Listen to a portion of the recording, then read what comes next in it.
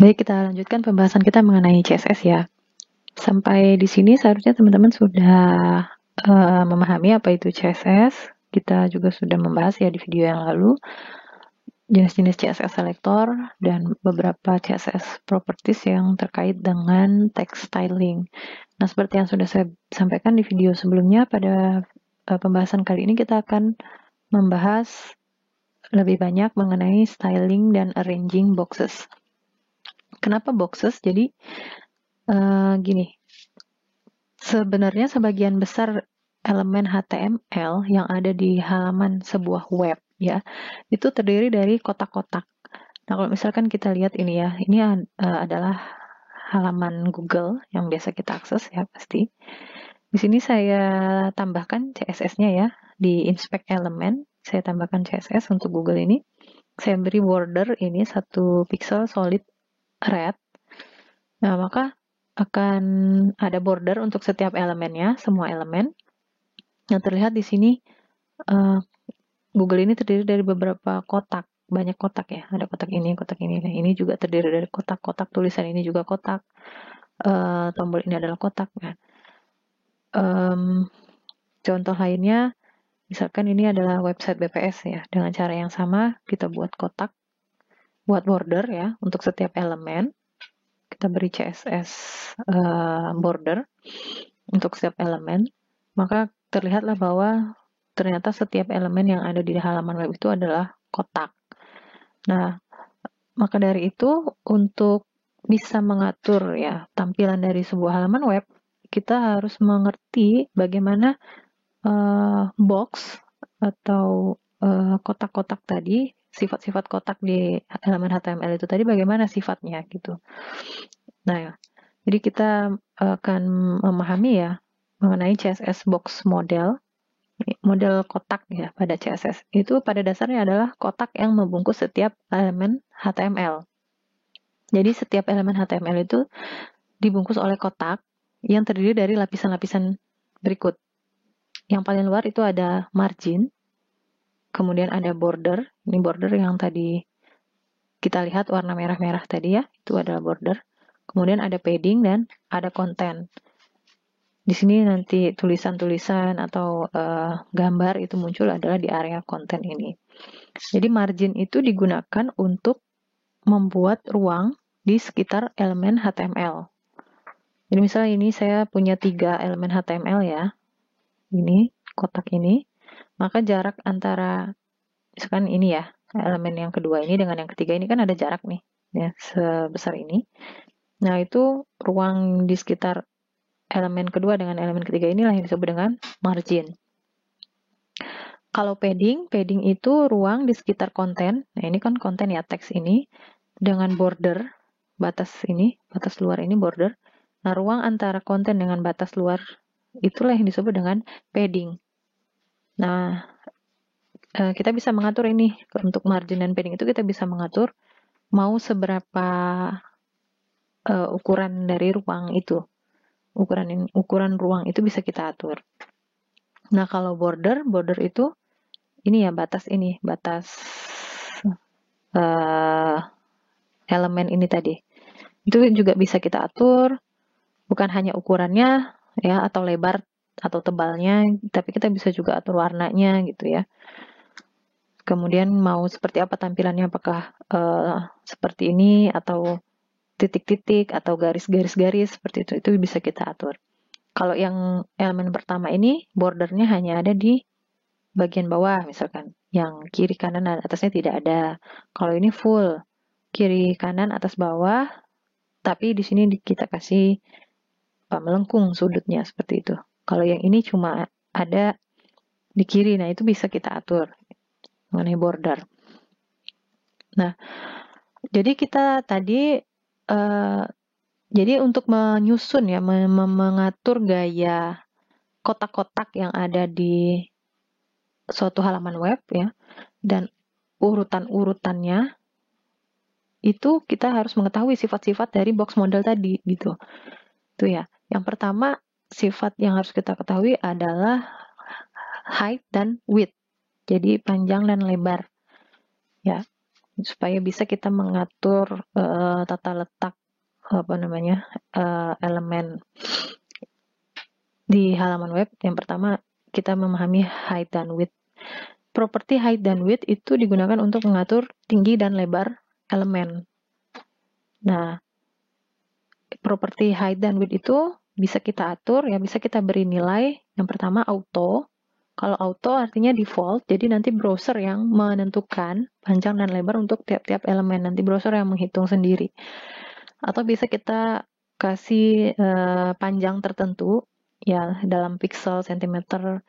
Ini kemarin sudah saya singgung juga, ini mengenai CSS unit, ya ada banyak jenisnya. Di antaranya adalah pixel, centimeter. Nanti teman-teman silakan pelajari lebih lanjut sendiri.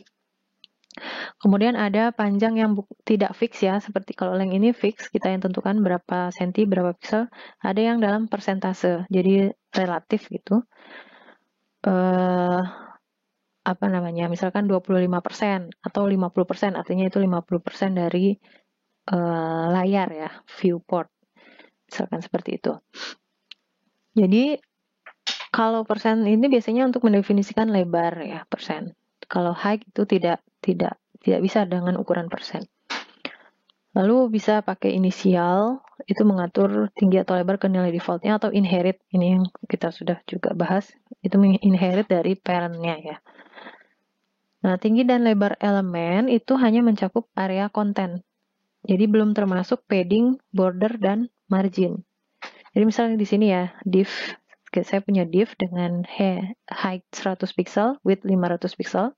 Nah, ukuran 500 kali 100 ini itu hanya area konten yang ini tadi, ya.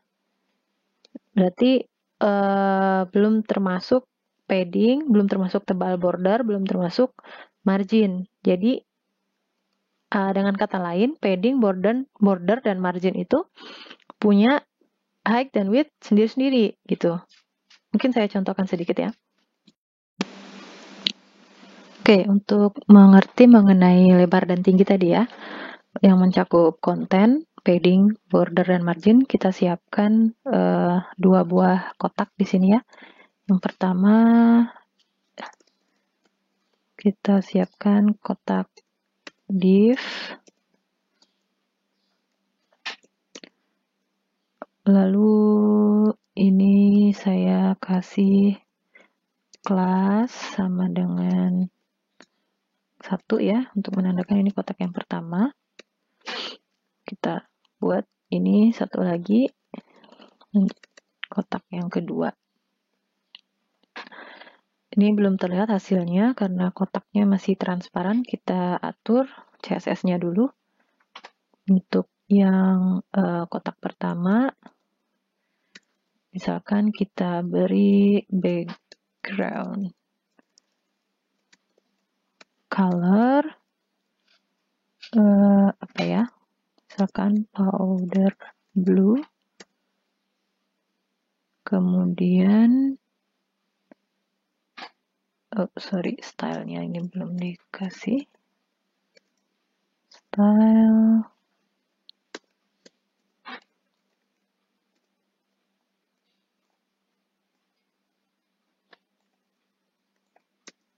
seperti ini.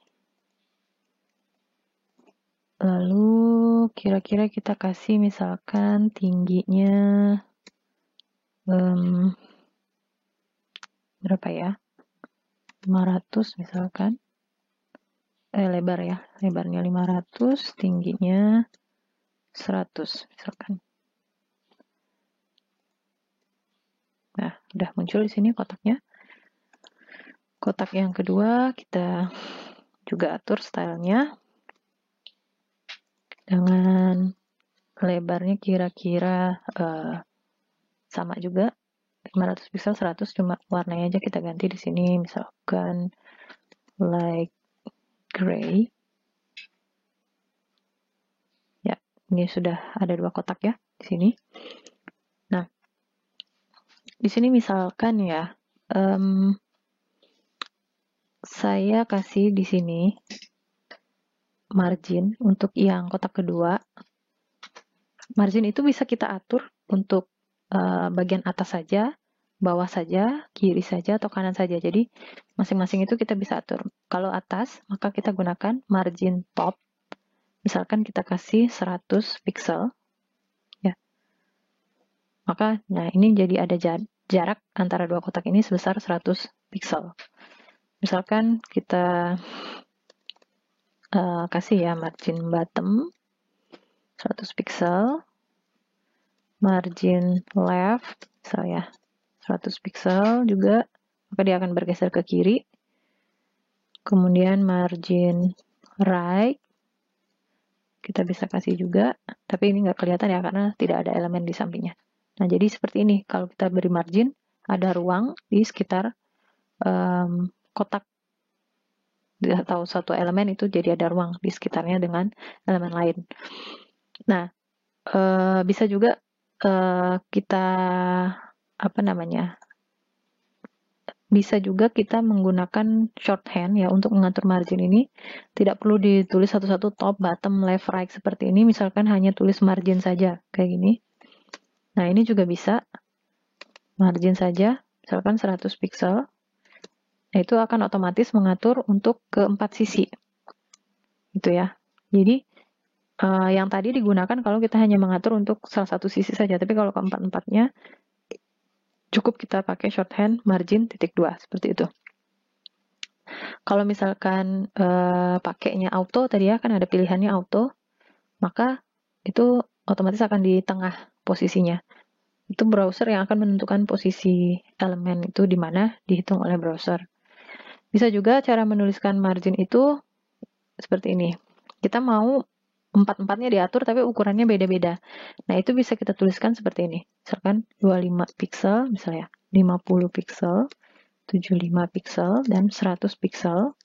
Nah, bisa seperti ini. Ini artinya, ya, ini atas, ini kanan, ini bawah, ini kiri. Jadi sesuai arah jarum jam. Atas, kanan, kiri, bawah, atas, kanan, bawah, kiri. Seperti itu. Atau bisa juga kita menuliskannya kalau hanya ada 3 nilai ya. Seperti ini, 25, 50, 75. Itu artinya ini atas, ini kanan kiri, ini bawah. Jadi kanan kiri sama 50 pixel. Kalau hanya ada 2 nilai, 25 dan 50 misalnya, nah, maka ini artinya 25 itu adalah atas bawah, 50 adalah kanan kiri. Bisa juga kita menuliskannya 0 ya. Itu artinya kita mereset ya, margin reset. Elemen itu kita reset kiri kanan atas bawahnya 0. Seperti itu. Nah, misalkan kita atur sekarang marginnya ya, yang atas ini misal tadi ini 20 ya, misalkan ini 20 pixel, 0, 0, 0. Nah, seperti ini. Jadi dia punya 20 pixel margin ke atas. Jarak dia dengan box yang di atasnya itu 20 pixel. Nah, bagaimana kalau saya beri margin untuk box yang atas ini 50 pixel, ya, ke bawah, misalnya seperti ini.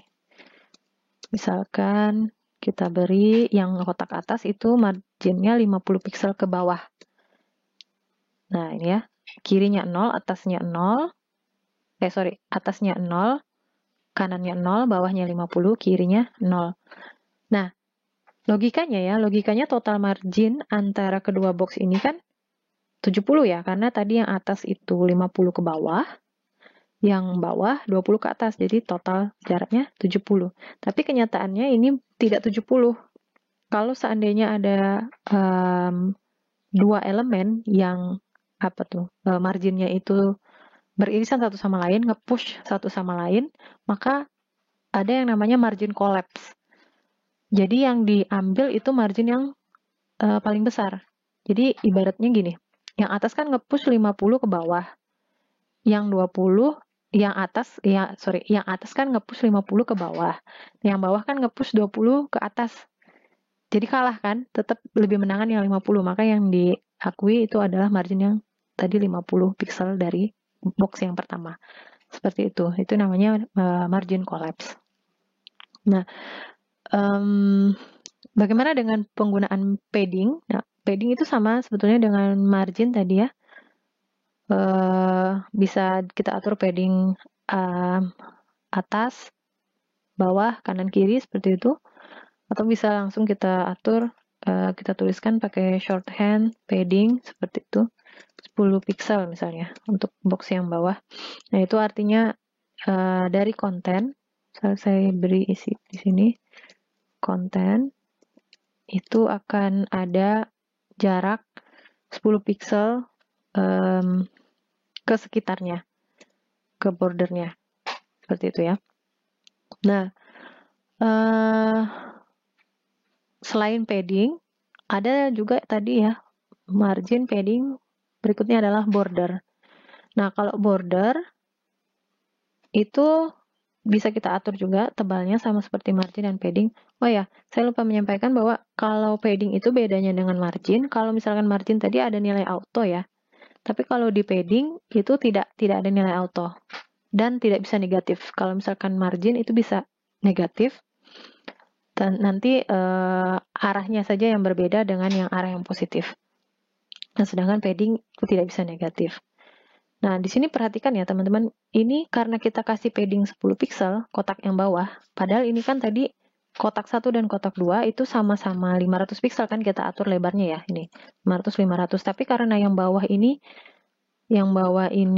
sudah kita tambahkan padding 10 ya, kiri kanan, berarti artinya lebarnya itu sekarang sudah bukan lagi 500 tapi 520 gitu. 520 pixel. Maka ini jadi kelihatan lebih besar ya dari yang kotak pertama. Demikian juga dengan tingginya ini, tinggi ke bawah. Nah, belum kita tambah border nih. Misalkan kita tambah border width ya misalkan. Untuk mengatur tebal border kita gunakan border width. Itu sama seperti padding tadi, bisa kita atur kiri, kanan, atas, bawah ya. Bisa kita gunakan pixel juga. Misalnya di sini saya atur 1 pixel. Kemudian border style itu untuk mengatur ya. Misalkan kita mau dia garis solid atau misalkan kita mau dia titik-titik misalnya, dotted misalnya. Nah, ada banyak sebetulnya stylenya. Nanti teman-teman tinggal lihat aja di reference-nya. Sebagai contoh saya pakai solid aja dulu di sini. Kemudian ada yang namanya border color. Border color ya untuk warnanya ya, sesuai dengan namanya. Seperti ini, misalkan 1 pixel solid red. Nah, ini ya. Nah, maka ini akan muncul di hasilnya. Jadi kalau misalkan lebarnya kita tambah 10 pixel misalkan, maka dia akan menjadi lebih tebal lagi. Nah, ini ya. Maka ukuran kedua kotak ini akan semakin berbeda. Jadi itu tadi, maksudnya width itu hanya mencakup area konten. Jadi belum termasuk padding, border, dan margin.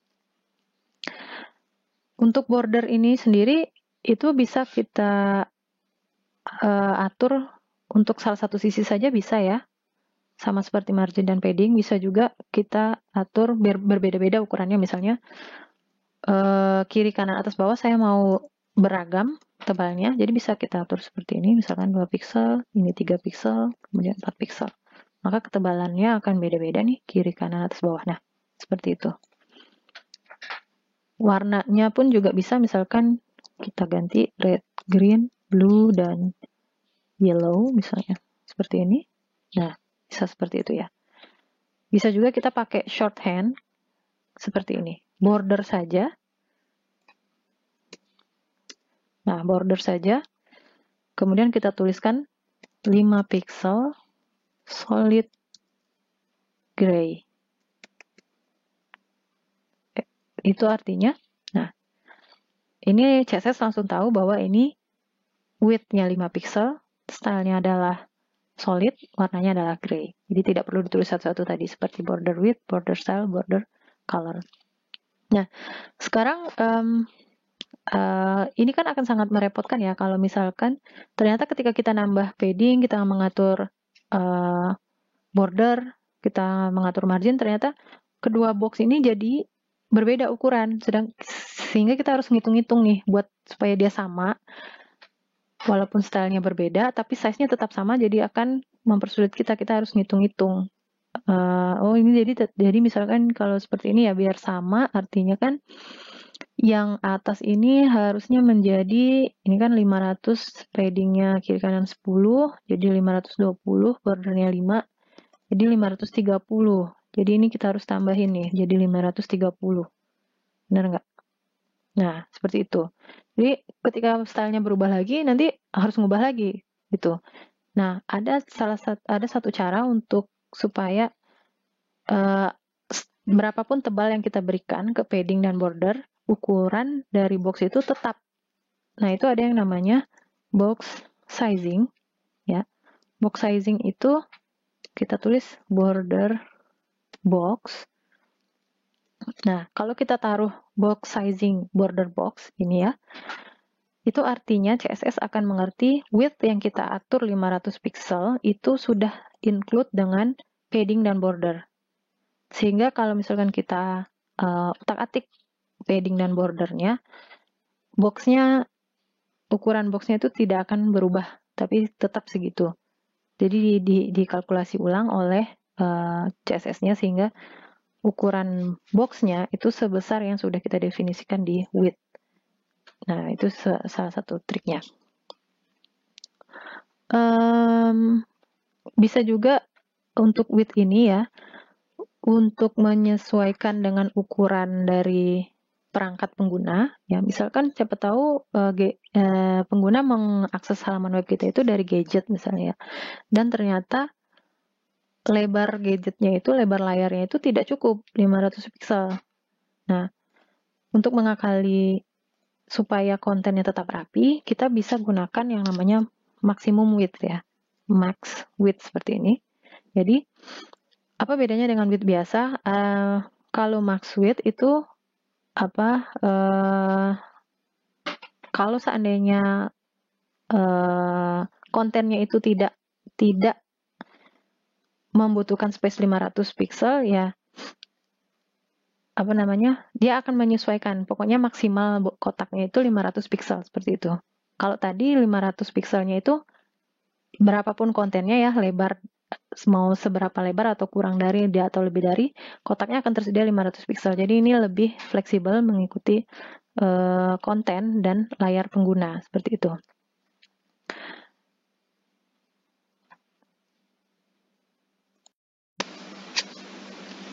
Nah, satu lagi width itu ya bisa juga tadi nilainya dalam persen.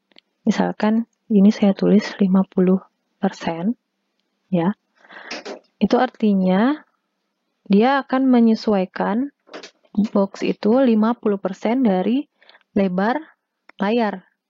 Jadi kalau misalkan layarnya kita kecilkan, nah, atau kita besarkan, ya lihat ya, dia akan lebih menyesuaikan dibandingkan dengan tadi kita beri nilai yang sudah fix, sekian pixel, seperti itu. Misalkan kalau kita atur ya, bodinya misalkan berapa pixel, misalkan bodinya 600 pixel, itu ya, maka lebar dari satu ini akan menyesuaikan 50% dari 600 pixel, karena kan parentnya si div dengan kelas 1 ini adalah body. Nah, bisa juga dengan cara seperti itu kita kombinasikan persen ini dengan elemen parentnya. Seperti itu.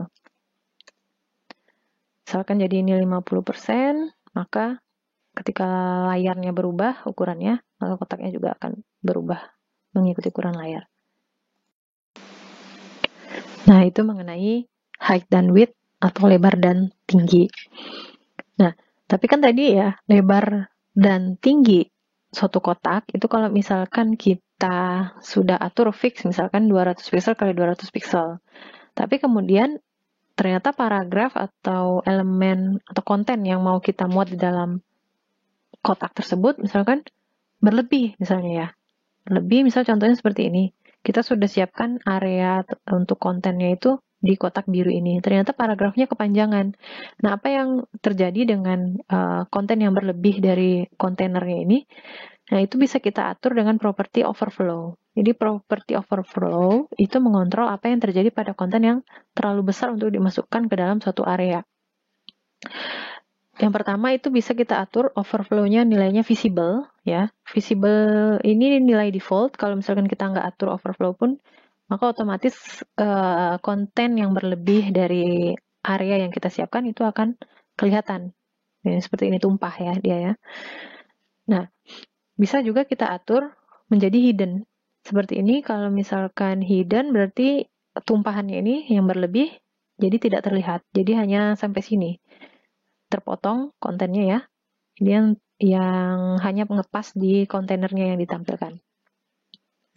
Lalu ada auto. Kalau auto itu maka kalau kontennya berlebih dari area yang kita siapkan, akan otomatis muncul scroll ini di samping kotaknya ini ya, sehingga kita bisa melihat kontennya sampai akhir itu dengan scroll ke bawah. Nah, lalu ada scroll. Bedanya apa auto dengan scroll? Kalau misalkan auto, itu scrollnya ini hanya muncul ketika kontennya berlebih saja. Tapi kalau scroll itu secara dari awal ya, mau berlebih atau tidak, scroll di bawah dan di kanan ini akan sudah tersedia di konten yang di area yang kita siapkan untuk konten tersebut. Nah, itu mengenai overflow. Oke, berikutnya selain tinggi dan lebar, lalu overflow, sifat dari box model yang harus kita pahami yaitu display. Jadi, mengenai panjang dan lebar tadi ya, itu tidak semua elemen bisa diatur tinggi dan lebarnya. Jadi, yang bisa diatur tinggi dan lebarnya itu pada umumnya adalah blok elemen. Ya, sedangkan yang sifatnya inline itu tidak bisa diatur. Jadi di video mengenai HTML, ya waktu itu sudah pernah saya singgung, ada elemen-elemen HTML yang sifatnya blok, ada yang sifatnya inline. Gitu ya. Mungkin saya refresh kembali, jadi bedanya apa? Kalau elemen blok itu selalu dimulai pada baris baru. Jadi kalau misalkan kita buat div ya, contohnya ini elemen blok itu adalah div. Jadi kalau kita buat 2 buah div, otomatis div yang kedua itu akan muncul di bawah div yang pertama. Dia akan selalu dimulai pada baris baru. Kemudian sifat dari elemen blok itu selain dimulai pada baris baru, dia akan menempati lebar penuh yang tersedia. Jadi dia akan membentang ke kiri dan ke kanan sejauh mungkin selebar layar yang tersedia. Nah, contoh lain elemen blok selain div itu ada H1 sampai dengan H6, P, ya, form, header, footer, section, dan lain-lain. LI ya, juga termasuk dalam elemen blok. Nah, sedangkan kalau elemen inline, itu dia tidak dimulai pada baris baru. Nah, contohnya ini ya, link, span, image. Dia kalau kita tulis beberapa link, A gitu, maka akan muncul di sebelahnya, bukan di bawahnya gitu. Jadi kalau ada 2 buah elemen A yang kedua, link yang kedua akan muncul di sebelah kanan link yang pertama. Dan dia tidak membentang ke kiri ke kanan gitu sejauh mungkin. Dia hanya membutuhkan lebarnya itu hanya sebatas yang dia butuhkan saja gitu. Nah, tadi jadi mengenai properti tinggi dan lebar tadi ya, itu pada umumnya yang bisa diatur adalah yang blok elemen ini, yang inline itu tidak bisa kecuali image ini. Nah, untuk mengatur ya sifat blok dan inline ini, misalkan kita mau yang blok ini ditampilkan, kita mau dia blok sifatnya, tapi kita mau dia ditampilkannya sebelah-sebelahan, bukan ke bawah misalkan, atau sebaliknya, kita mau properti yang sifatnya elemen yang sifatnya inline seperti link ini ya, tapi kita mau dia tampilnya ke bawah misalnya. Nah, itu bisa kita atur dengan properti display. Jadi properti display itu menspesifikasikan bagaimana elemen ditampilkan. Ya, setiap elemen HTML itu udah ada nilai default display-nya itu, tergantung jenis elemennya. Ada yang block, ada yang inline. Nah, tapi itu bisa kita atur ya melawan defaultnya dia. Bisa diganti menjadi ini pilihannya. Bisa block, inline, non, hidden, atau inline block. Nah, kalau yang non itu sudah jelas ya, sesuai dengan namanya, elemen itu akan disembunyikan. Hidden itu juga disembunyikan, cuma bedanya kalau yang non itu seolah-olah elemen itu tidak ada. Memang misalkan 2 buah atau 3 buah div ya, kita buat 3 buah div yang kedua itu kita atur misalkan non nilainya, maka ya dia seperti tidak ada. Yang ada di halaman web itu hanya div yang pertama dan ketiga. Nah, bedanya dengan hidden, kalau hidden itu dia tidak terlihat, tapi space untuk div kedua itu masih ada, gitu, bolong dia jadinya. Jadi dia tetap seolah-olah ruang yang disediakan untuk elemen tersebut ada, walaupun dia tidak terlihat. Jadi dia mempengaruhi tata letak elemen yang lain. Nah, mungkin yang saya jelaskan yang block, inline, dan inline block ya. Jadi misalkan di sini kita punya nih, contohnya kita punya unordered list dengan 3 buah item. Ini untuk membuat menu misalkan ya, katakan membuat menu. Menu yang pertama adalah home, menu yang kedua anggota aktif, menu yang ketiga daftar sekarang.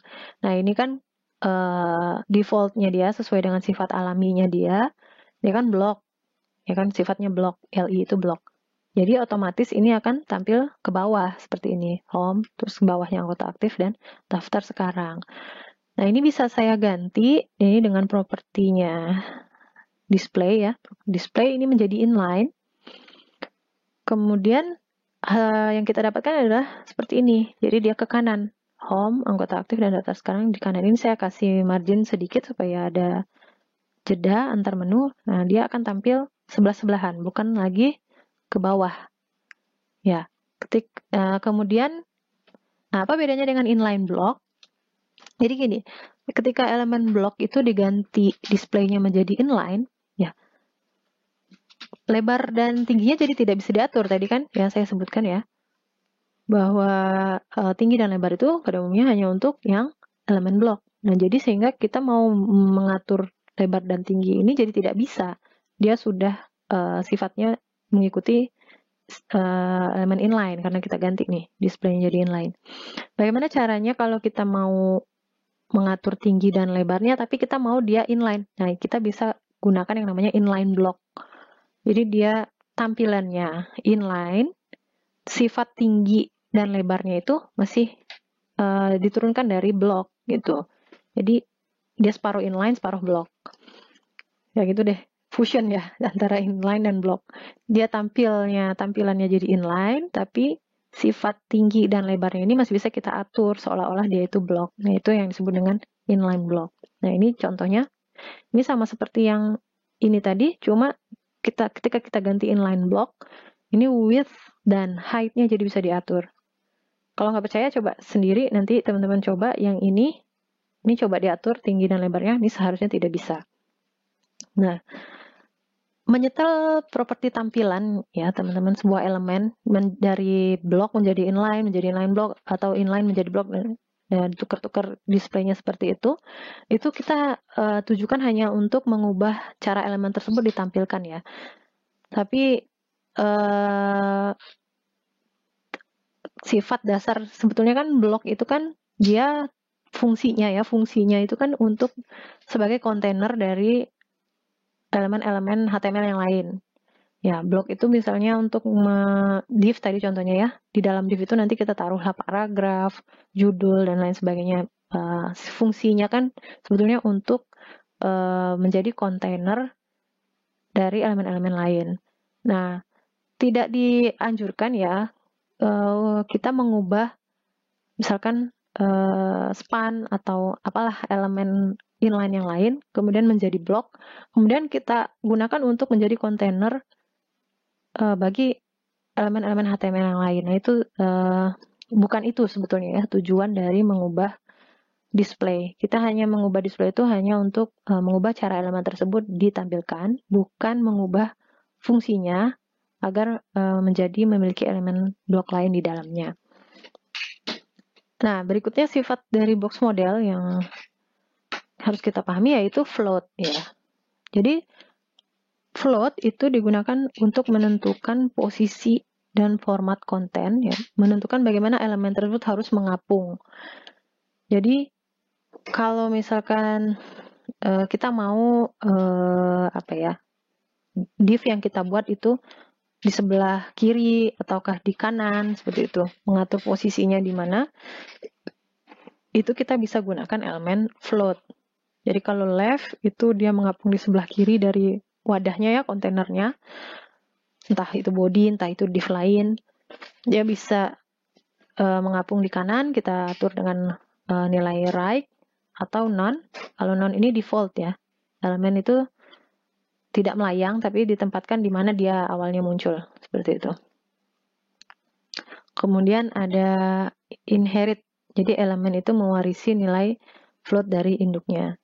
Jadi float ini gunanya untuk apa? Umumnya ini digunakan untuk membungkus gambar dengan teks di sekitarnya. Nah, itu biasanya digunakan float itu ya. Dan untuk mengatur elemen div agar posisinya di samping satu sama lain. Ini saya kasih contoh ya, seperti ini misalnya kita punya ini ya, kita punya image, ini gambar nanas, kemudian setelah image itu ada elemen paragraf P. Nah, defaultnya itu tampilannya akan seperti ini hasilnya. Kalau dibuka di browser, di gambarnya dulu muncul, baru paragrafnya. Kita pengen paragraf ini naik nih, membungkus ini ya, isi image ini. Nah, bagaimana caranya? Yaitu tadi bisa menggunakan float. Jadi kita atur paragrafnya ini, image-nya ya, image-nya ini float ke kiri ya, left. Nah, jadi seperti ini. Jadi paragraf ini akan otomatis membungkus si image. Atau bisa kita atur juga ini image-nya float ke kanan. Jadi si paragrafnya nanti akan otomatis membungkus paragraf si gambar ini dengan posisinya di kanan. Nah, berikutnya contoh penggunaan dari float itu adalah seperti ini ya. Misalkan kita punya 3 buah box di sini yang kita buat menggunakan div. Di luar dari 3 div ini ada satu div besar ya untuk kontainer dari ketiga box ini. Ini kan karena sifatnya tadi blok ya, displaynya blok, maka secara otomatis box yang kedua dan yang ketiga akan berada di bawah box sebelumnya. Jadi menumpuk satu sama lain seperti ini. Nah, bagaimana kalau kita mau dia tampilannya tidak menumpuk satu sama lain tapi bersebelahan misalnya seperti itu, tanpa mengubah sifatnya menjadi inline. Nah, itu kita bisa gunakan float di sini. Jadi bisa kita tambahkan di sini style dari box itu float titik 2 left misalnya. Nah, maka hasilnya akan seperti ini. Dia akan berada bersebelahan dengan satu sama lain. Dan sifatnya di sini tetap blok. Jadi dia bisa digunakan sebagai kontainer untuk elemen-elemen HTML lainnya. Bagaimana kalau misalkan saya tambah ya, tambah satu box di sini, kemudian ada paragraf setelah box yang keempat, maka tampilannya jadi kacau ya. Tampilannya malah ngikut float ke kiri semua, seperti itu. Bagaimana kalau misalnya kita mau floatnya itu berhenti hanya sampai box keempat. Nah, yang paragraf ini tidak perlu ikut float. Paragraf ini kembali ke posisi awal, mengikuti flow normal dari dokumen HTML. Nah, itu saatnya kita menggunakan properti clear. Jadi clear itu seperti memberhentikan float ya, seperti ibaratnya looping. Float itu tadi dimulai dari sini ya, box ini, ketiga dan box keempat ikut float. Kita pengen berhenti floatnya di sini. Paragraf kamu tidak usah ikut float misalnya gitu. Nah, kita gunakan properti clear. untuk menyetop float itu hanya sampai di sini. Jadi nilai dari clear itu bisa none, left, right, both, dan inherit. Jadi kalau misalkan floatnya left, ya gunakan clear left. Kalau floatnya right, kita gunakan clear right. Bisa juga kita set clearnya both ya, kiri kanan. Nah, contoh di sini misal kita punya ya div 1 dan div 2. Ini stylenya ya. Kemudian div 3 dan div 4. Div 1 dan div 2, div 1 ini float ke kiri. Div 1 ini float ke kiri.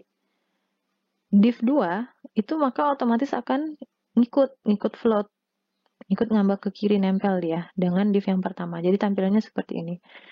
Kalau misalkan kita mau div 2-nya itu tidak nempel dengan div 1, melainkan dia ikut flow normal dari dokumen HTML, maka kita harus clear ini sini. Misalkan contoh ya, div 3 ini, dia float nih ke left, sama seperti div 1. Tapi di div 4 kita kasih clear left. Jadi stop, ya floatnya stop sampai di sini. Kamu kembali ke ini ya, dan kamu kembali ke flow normal ya, seperti itu ibaratnya. Nah, maka ini tampilannya akan kembali seperti flow normal dari dokumen HTML. Nah, kalau misalkan tadi contoh yang saya berikan di atas tadi ya, box keempat dan paragraf ini, supaya dia kembali ke posisi semula, posisi normal. Nah, bisa kita akali dengan cara ini ya, bisa kontainer ini kita atur overflow-nya supaya auto. Nah, bisa seperti ini cara yang pertama. Jadi kontainernya ini kita buat supaya dia menampung ada lebihan konten gitu. Overflow, auto. Tadi kan udah dijelaskan mengenai overflow ya. Bisa seperti ini cara yang pertama, tapi cara yang sering digunakan ya, ini adalah clear fix hack namanya. Supaya kalau misalkan sudah kita menggunakan float dan mau memberhentikan float itu, nah teman-teman tinggal gunakan script ini. Jadi setelah kontainer ini ya kita gunakan sudo element after. Jadi kontainer after itu kita taruh konten ini clear both display table. Nah, maka dia akan otomatis ini paragrafnya menjadi ke bawah seperti ini. Nah, itu ya. Itu penggunaan dari clear. Nah, dengan sifat-sifat box model yang sudah kita pahami tadi ada panjang, lebar dan tinggi ya, height dan width. Kemudian ada overflow, kemudian ada float dan clear, kemudian ada display. Kita coba ya membuat layout dari halaman web sederhana seperti ini. Jadi ada 4 kotak ini ya, header, footer, kemudian ada sidebar di sini, kemudian ada konten, main kontennya di sini. Kita coba. Oke, kita mulai ya dari membuat headernya dulu ya. Untuk membuat header kita buat sebuah div dengan kelas header. Di dalamnya saya taruh H1 mungkin ya, seperti ini. Dengan judul header. Nah, kita atur tampilannya supaya jadi seperti yang tadi, kotak seperti itu. Kita atur CSS-nya, misalkan kita kasih background color ya, background color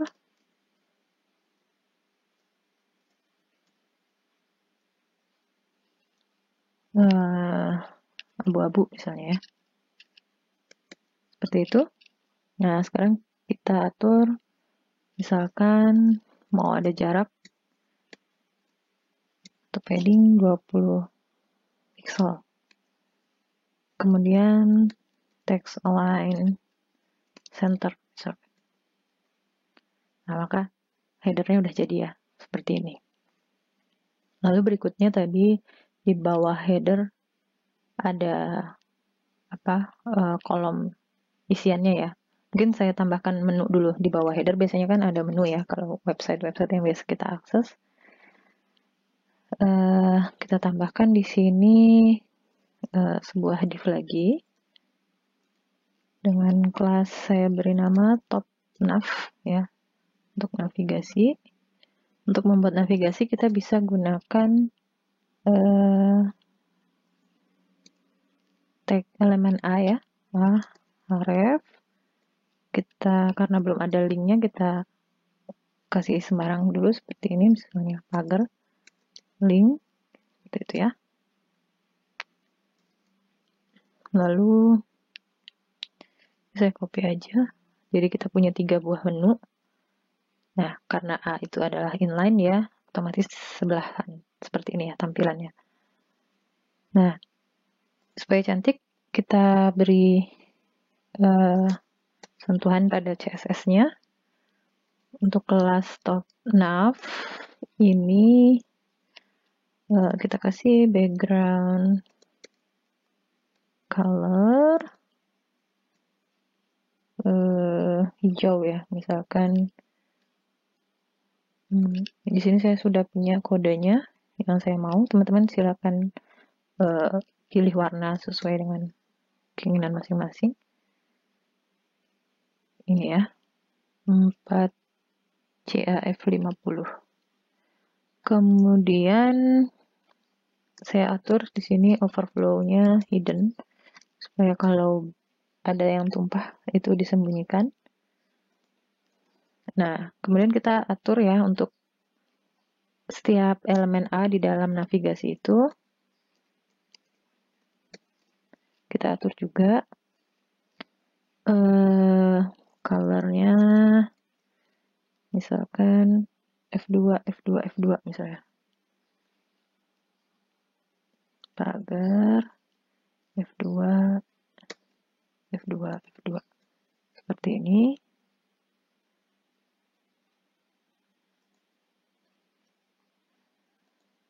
Kemudian text align center. Saya atur dikit paddingnya ya, supaya cakep. 14 pixel dan 16 pixel. Oke, seperti itu. Nah, supaya tidak ada garis bawah ini, di bawah link kita pakai text decoration. Jadi none. Nah, seperti itu ya. Nah, sekarang kita mau atur ini. Misalkan di hover berubah warna misalnya. Maka kita gunakan top nav A saat di hover, ganti warna background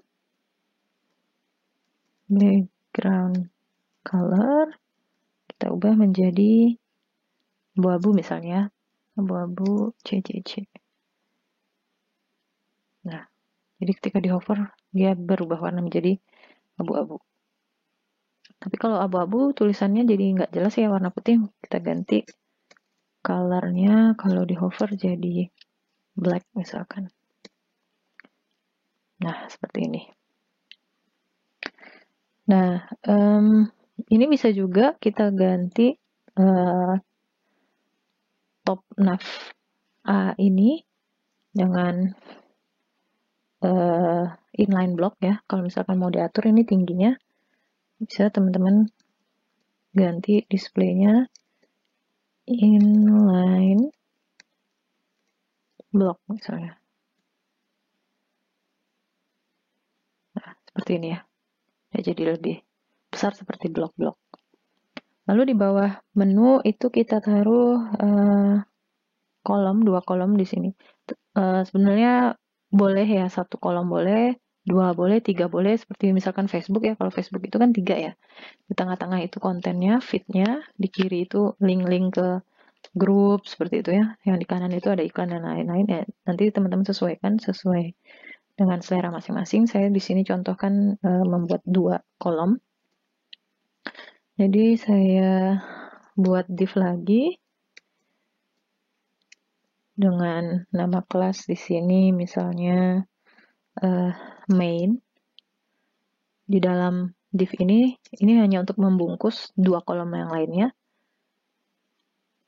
Itu ada kolom site, saya beri nama ya. Ini penamaannya boleh terserah. Yang satu lagi untuk artikel misalkan. Nah, di dalam kolom aside ini saya kasih dua nama seperti ini ya, kolom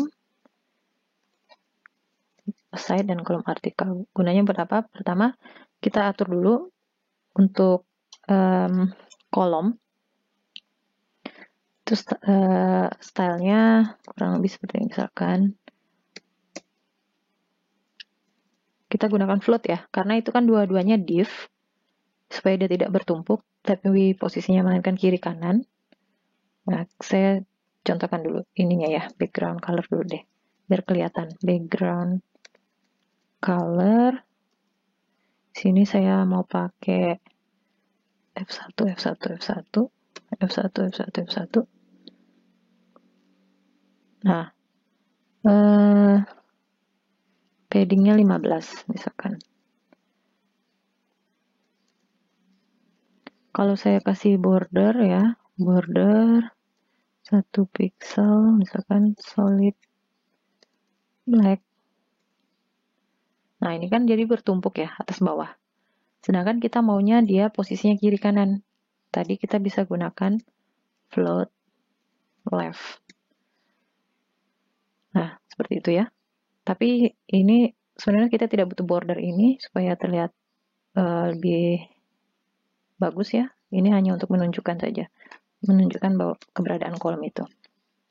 Nah, seperti itu dia float left, background colornya sudah ya, F1, F1, F1, paddingnya saya atur di sini 15 pixel. Nah, di sini saya atur ya, misalkan kalau teman-teman mau membuat 3 kolom, ya bisa lebarnya misalkan 33,33%, jadi sama besar seperti itu, 33, 33, 33, atau di sini 50, di sini 25, 25, boleh. Nah, di sini karena saya buat 2 kolom, saya mau yang aside ini lebarnya sekitar 25 deh, 25. Kemudian yang artikelnya 75%. Nah, sini saya atur untuk yang aside itu width-nya sendiri 25%. Untuk yang artikel itu saya mau lebarnya 75%. Nah, mungkin supaya terlihat efeknya kita kasih konten di sini ya. Di aside ini misalnya apa kita isi sembarang H2 misalnya. Ini kolom aside seperti ini. Saya isi dengan paragraf.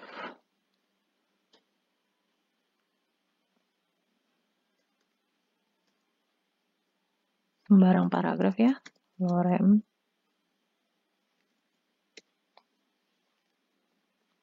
Nah, sepertinya kebanyakannya isinya. Saya ganti aja.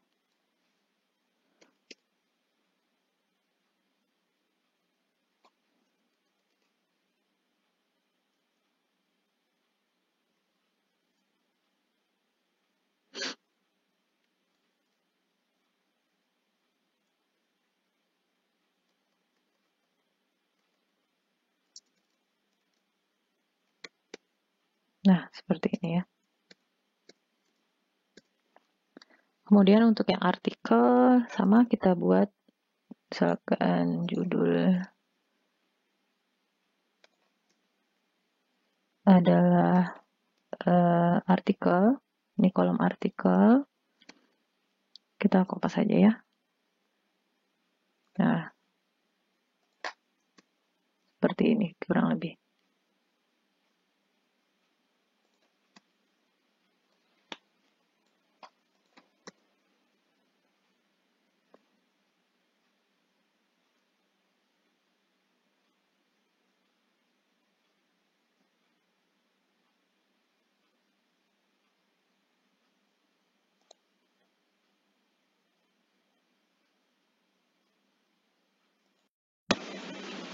Nah, ini kalau teman-teman lihat, kolom aside dan artikel ini masih bertumpuk atas bawah ya, padahal kita udah buat dia float, harusnya dia berada di kiri kanan. Nah, ini terjadi karena besarnya ini tadi ya, lebarnya kolom ini, karena ada padding ya, dia jadi berlebih dari total 100% seperti itu. Nah, supaya tidak terpengaruh dengan padding, size dari kolom aside ini, ya, kita gunakan trik yang box sizing untuk kolomnya ya. Untuk kolom ini kita tambahkan di sini box sizing, border box. Artinya berapapun paddingnya, pokoknya tetap lebar kolom aside ini harus 25% dari layar, seperti itu. Jadi tidak boleh menggeser yang kolom artikel, seperti itu kira-kira. Nah, terakhir kita mau tambah footer di bawahnya. Jadi kita tambahkan satu div lagi, footer,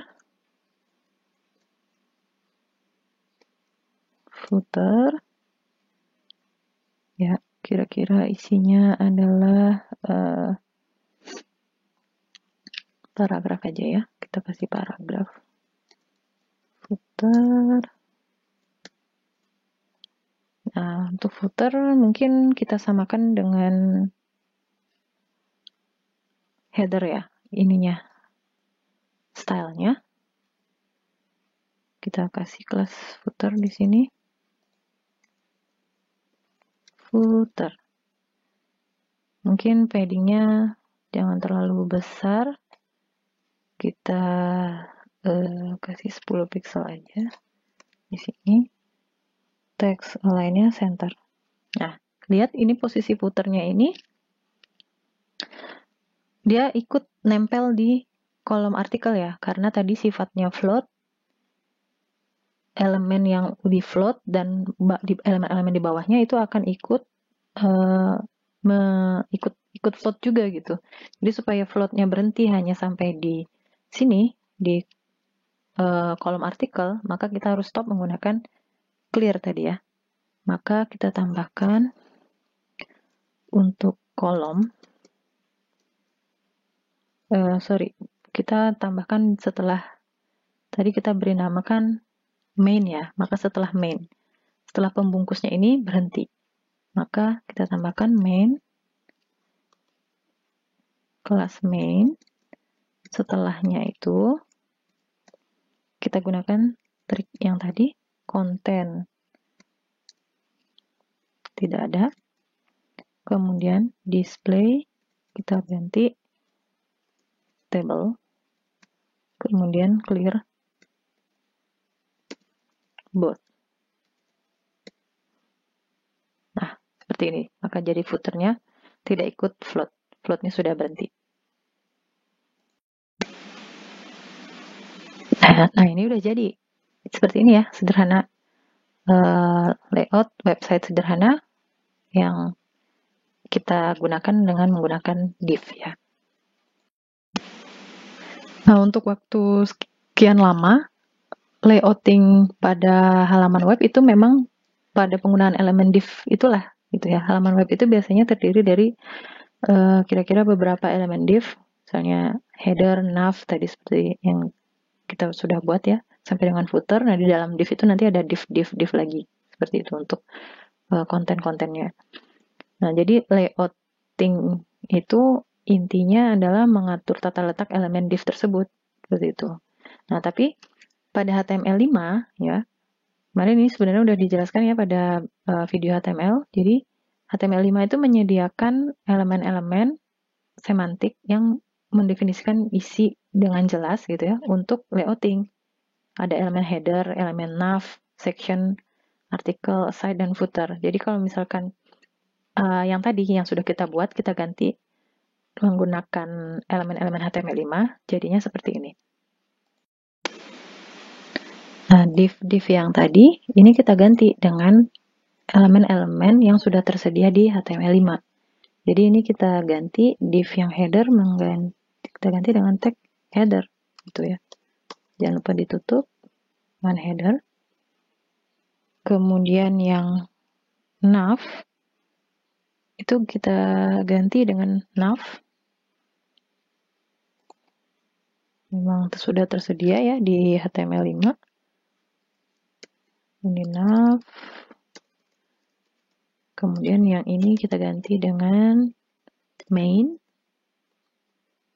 Ya. Main, kita tutup dulu main. Sebentar ya. Bingung. Yang ini ya dulu deh. Aside, ini kita ganti dengan aside.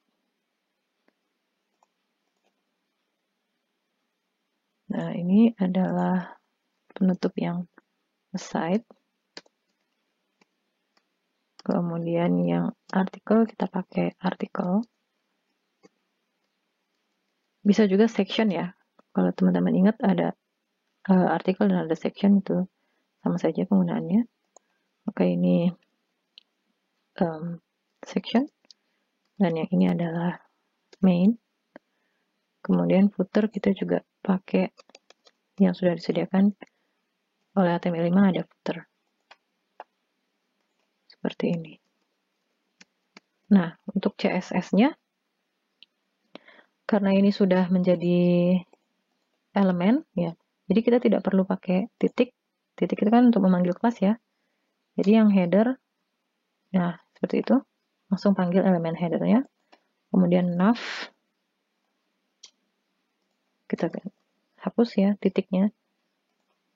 Kita pakai selektor elemen. Kemudian untuk kolomnya tetap ya. Sebentar. Ini yang footer dulu kita ganti. Kemudian yang main tetap.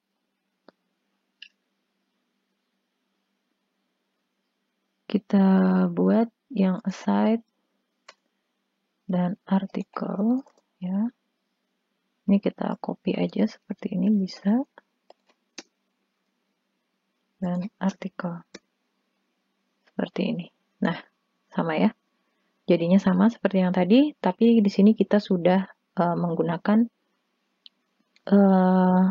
elemen-elemen yang disediakan oleh HTML5, jadi isinya bukan div lagi, tapi elemen-elemen semantik yang disediakan oleh HTML5.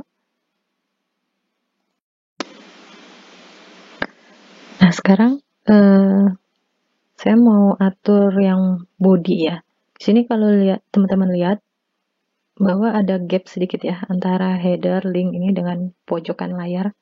Nah, ini ya, ada sedikit gap. Itu karena body itu sebenarnya punya default marginnya sendiri. Kalau misalkan kita mau web kita itu benar-benar nempel di ujung body ya, maka waktunya kita mereset margin. Tadi seperti yang sudah saya singgung, kita gunakan margin 0 seperti ini ya. Atau kita pakai auto juga boleh. Nah, seperti ini, jadi di ujung-ujung dia jadinya. Nah, sekarang misalkan saya mau kasih tingginya body itu 2000 pixel. Sebetulnya kalau dalam pembuatan website itu kita jarang memberikan tinggi pada body atau elemen-elemen lainnya, karena tinggi itu mengikuti konten ya. Jadi agar fleksibel, dia mengikuti konten yang nanti diambil dari database atau apalah, dinamis seperti itu. Ini saya hanya untuk mencontohkan saja ya penggunaan tinggi di sini.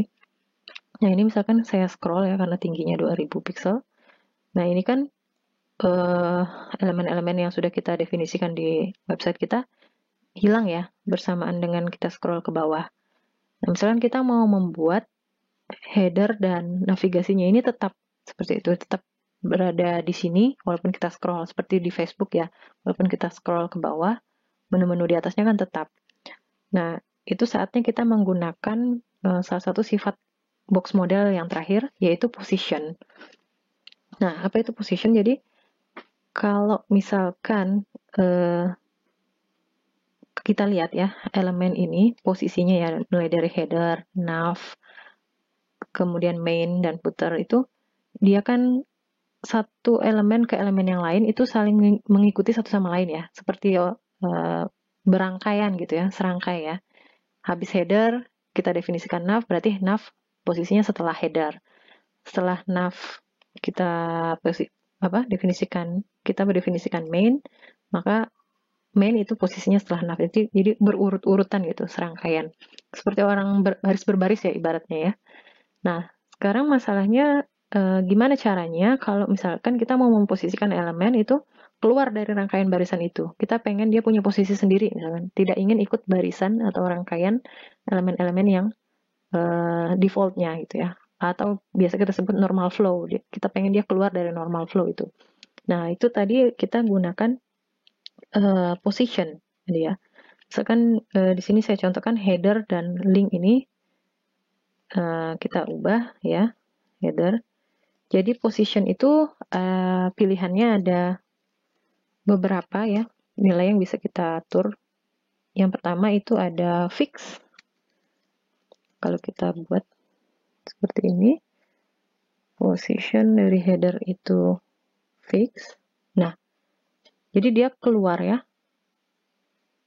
Dia keluar dari normal flow. Dia punya posisinya sendiri seperti ini. Jadi sekarang yang jadi pemimpin barisannya nav. Dia keluar dari barisan. Nah, dari ini kita scroll, dia header ini tetap di sini posisinya. Itu yang disebut dengan position fix. Nah, position itu untuk mengatur posisi elemen itu di luar dari normal flow sebuah halaman web. Nah, ini ya header fix positionnya. Nah, selain fix sebetulnya ada beberapa pilihan lain. Di antaranya itu ada absolute, ya yang pertama.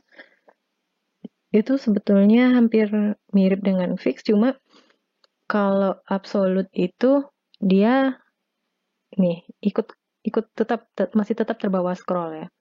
Dia udah keluar dari barisan tapi tetap dia hilang saat di scroll. Kalau fix tadi kan dia nempel di layar. Lalu ada yang namanya relatif. Ya. Kalau relatif nanti saya akan jelaskan dengan contoh apa bedanya position yang absolute dengan relatif. Nah, sekarang kita coba pakai yang fix dulu ya untuk header dan link ini supaya bisa kita dia tetap di sini posisinya waktu kita scroll. Nah, kita coba pakai yang fix. Nah, kalau misalkan sebuah position, jadi kalau position yang ikut normal flow ya, yang ini, yang navigasi dan seterusnya sampai dengan footer, ini kan dia ikut normal flow nih. Itu sebenarnya positionnya ada juga, posisinya itu static. Positionnya itu static, itu adalah nilai default dari position. Ketika kita ubah menjadi non-static ya, yaitu tadi fix, absolute, tadi ya relatif, kita bisa menggeser-geser ini posisi yang elemen yang di luar normal flow ini kita bisa menggeser-gesernya dengan properti yang namanya top, left, right, dan bottom. Nah itu ya. Itu jadi misalkan header ini kan posisinya di kiri nih. Saya ubah misalkan left 50 pixel misalnya. Nah, maka dia bergeser. Kita bukan pakai margin ya, tapi kita pakainya top, left, right, guys, bottom seperti itu. Nah, ini kita pengen dia kan tetap membentang dari ujung kiri ke ujung kanan ya. Itu triknya adalah seperti ini. Kita buat left-nya itu 0 ya pertama. Jadi kalau posisinya itu fix ya, dia itu ordinatnya kalau kita bicara Cartesian ya, ini 0,0-nya ada di sini. 0,0-nya itu adalah di pojok kiri viewport atau pojok kiri layar. Nah, kalau misalkan right 0, kita atur right, posisi right-nya 0,0, maka dia ada di kanan sini. Sekarang kita buat left dan right-nya 0. Jadi dia akan ketarik dari kiri ke kanan. Nah, seperti ini. Ya, udah fix ya dia posisinya. Nah, sekarang tapi kan elemen yang lainnya ketutup ya, nav-nya jadi ketutup. Nah, untuk mensiasati itu bisa kita atur, kita tetapkan dulu ya tingginya si header ini kita aturlah biar fix, biar mudah mengaturnya. Misalkan height-nya 120 nih misalnya, atau teman-teman nanti menyesuaikan. Nah, kemudian untuk yang nav-nya ya, kita tambahkan juga positionnya adalah positionnya itu fix juga ya, tapi ini enggak. Nah, seperti ini ya, fix, dia sudah fix tuh, cuma posisinya belum pas. Posisinya belum pas. Yang pertama kita pengen dia membentang dari kiri ke kanan, kita pakai trik yang tadi seperti ini. Nah, tapi kita maunya dia di bawah header kan, maka kita atur supaya dia topnya itu ada jarak 120 pixel, yaitu setinggi header. Kalau teman-teman tadi atur headernya 150, berarti ya kurang lebih navnya juga topnya 150. Nah, seperti ini. Ini sudah hampir jadi, cuma tinggal yang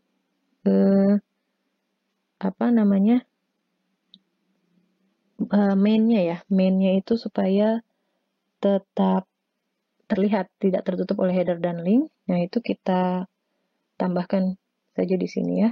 Main itu kita kasih padding top, yaitu tingginya header dan tingginya nav. Nav tadi belum ada tingginya ya. Kita kira-kira aja mungkin dia sekitar 20 pixel, jadi kita 30 mungkin ya. 120 ke tambahin 50 deh, 170 pixel. Nah, jadi ya seperti ini. Jadi ini kalau kita scroll, nah header dan navigasinya tetap sisinya tidak berubah. Berikutnya contoh lain dari penggunaan position ya. Di sini misalkan saya tambahkan setelah footer ya, satu div lain yang saya beri nama kotak kelas ya. Nah, ini kalau misalkan kita atur CSS-nya seperti ini, si kotak ini kita kasih warna hitam ya. Kemudian kita buat positionnya fix ya. Belum terlihat ya. Misalnya kita ini dulu biar kelihatan kotaknya, kita atur misalkan tingginya kira-kira 100%, lebar ya, lebarnya 100%, tingginya juga 100%. Nah, ini kotaknya udah muncul nih, ini di sini. Ini kalau misalkan saya buat positionnya fix, ya, dia akan ada di situ, tuh, walaupun kita gerak-gerakkan. Nah, kalau misalkan saya atur ya, tadi top, left dan right-nya 0, dia kan akan tertarik ke kiri dan ke kanan ya. Kalau misalkan saya tambahkan top 0 dan bottom juga 0,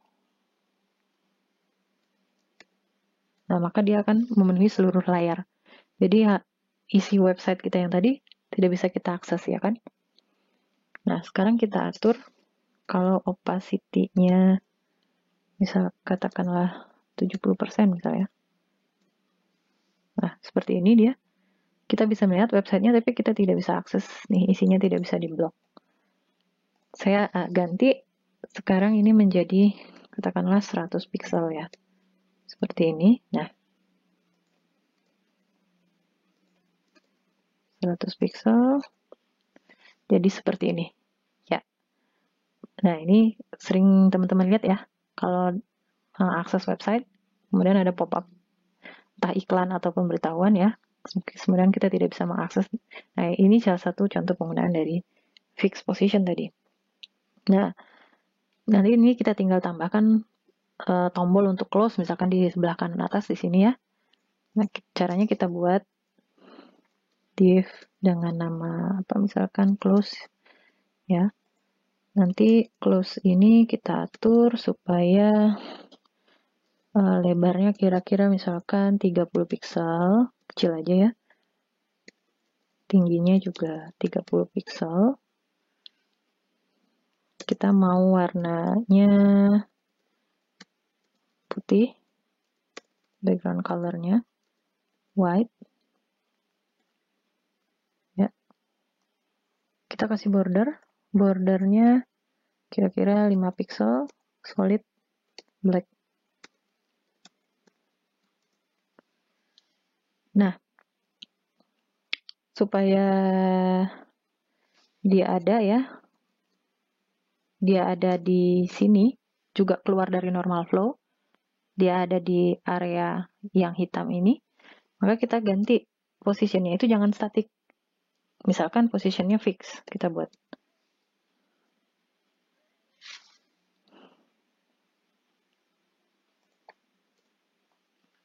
Nah, ini ya, dia sudah muncul. Positionnya fix. Seperti itu. Bisa juga teman-teman gunakan absolute. Kalau misalkan absolute, ya, titik 0,0-nya itu adalah elemen terdekat, elemen non-static terdekat. Jadi 0,0-nya adalah kotak hitam ini. Itu kalau absolute. Itu bedanya. Nah, kalau misalkan relatif itu posisi 0,0-nya ya, titik 0,0-nya itu adalah tempat di mana elemen tersebut muncul. Jadi, ketika kita menggeser ke kiri dan ke kanan, ke atas dan ke bawah, acuan 0,0-nya itu, misalkan kita kasih 50 pixel. 50 pixel dari posisi semula. Nah, itu kalau relatif. Itu kenapa namanya relatif. Sedangkan kalau absolute, posisi 0,0-nya dia akan mencari elemen lain yang sama-sama non-statik terdekat dari dia. Nah, dalam kasus ini adalah kotak ini. Kalau seandainya kotak ini tidak ada, maka dia akan mencari elemen lain. Kalau tidak ada, maka dia akan kembali ke body. Body itu yang akan menjadi 0,0-nya. Seperti itu ya, bedanya antara absolute dan relatif. Nah, kalau misalkan kita kasih positionnya, kita lihat ya. Kalau misalkan positionnya absolute, kita kasih right 0. Nah, maka di sini ya posisinya. Misalkan kita lihat, kita ubah ya, misalkan left 50 misalkan. Nah, ini bergeraknya ke sini. Kalau seandainya tadi relatif, kita coba ya. Nah, malah dia ke sana ya. Kalau misalkan kita kasih 100, tidak ada perubahan ya. Oh, sorry, ini typo. Nah, seperti itu ya. Hampir mirip sih sebetulnya, cuma itu konsepnya. Kalau yang relatif itu dia dari asal dia muncul, kalau absolut dari elemen lain non-statik yang terdekat. Di sini saya coba pakai absolut aja. Absolut, dan posisinya adalah di kanan. Saya mau dia ada di kanan, 0. Kalau teman-teman mau tombolnya di luar sini, ya boleh nanti dicoba diatur aja dengan top, right, bottom, dan top, bottom, right, dan left tadi ya. Ini kalau mau tampilannya bulat, jangan lupa kita pakai yang namanya border radius ya. Radius, supaya bordernya bulat, maka kira-kira kita kasih 50% radiusnya.